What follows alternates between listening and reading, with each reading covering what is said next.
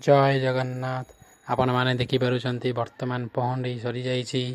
ମହାପ୍ରଭୁ ଶ୍ରୀ ଜଗନ୍ନାଥ ବଳଭଦ୍ର ସୁଭଦ୍ରା ସୁଦର୍ଶନ ଚତୁର୍ଦ୍ଧା ବିଗ୍ରହ ସ୍ନାନ ମଣ୍ଡପର ବେଦୀରେ ବସିଛନ୍ତି। ବର୍ତ୍ତମାନ ପ୍ରଭୁଙ୍କର ମଙ୍ଗଳ ଆଳତୀ ନୀତି ଅନୁଷ୍ଠିତ ହେବ। ପ୍ରଭୁ ମନ୍ଦିରରୁ ଆଜି ଉଠି ସିଧା ପଳେଇ ଆସିଛନ୍ତି ଭକ୍ତଙ୍କୁ ଦର୍ଶନ ଦେବା ପାଇଁ। ଆଜି ଗୋଟିଏ ମାତ୍ର ଦିନ ଯେଉଁ ସବୁ ନୀତି ମନ୍ଦିରରେ ଅନୁଷ୍ଠିତ ହୋଇଥାଏ, ତାହା ଆଜି ପ୍ରଭୁ ଭକ୍ତଙ୍କ ସମ୍ମୁଖରେ ସର୍ବସାଧାରଣରେ ଅନୁଷ୍ଠିତ କରିବା ଆପଣମାନେ ଦେଖୁଛନ୍ତି। ପବିତ୍ର ମଙ୍ଗଳ ଆଳତୀ ନୀତି। ଦୀପಂ ଜ୍ୟୋତି ପରମ ବ୍ରହ୍ମମ୍ ଦୀପಂ ଜ୍ୟୋତି ଧନାର୍ଦ୍ଦନମ୍ ଦୀପಂ ଜ୍ୟୋତି ହରେତ ପାବಂ ସନ୍ଧ୍ୟା ଦୀପಂ ନମସ୍ତୁତେ।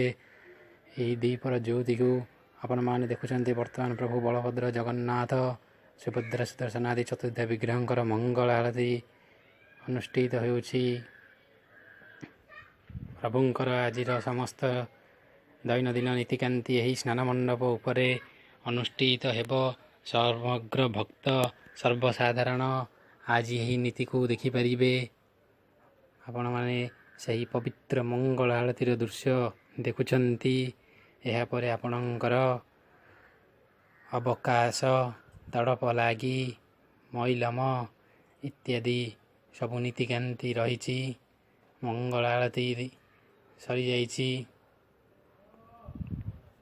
ପ୍ରଭୁଙ୍କୁ ଜଳେନ ଶୀତଳୀକରଣମ୍ ପୁଷ୍ପାଭିବନ୍ଦନମ୍ ଆୟୁରାରୋଗ୍ୟାର୍ଥେ ଆତ୍ମାଭିବନ୍ଦନମ୍ ମନ୍ତ୍ରରେ ପ୍ରଭୁଙ୍କର ଆରତ୍ରିକ ଉପଚାର ଶେଷ କରାହୋଇଛି। ବର୍ତ୍ତମାନ ଆପଣମାନେ ଦେଖୁଛନ୍ତି ପ୍ରଭୁଙ୍କର ତଳପ ଉତ୍ତାରୀ ବେଶ।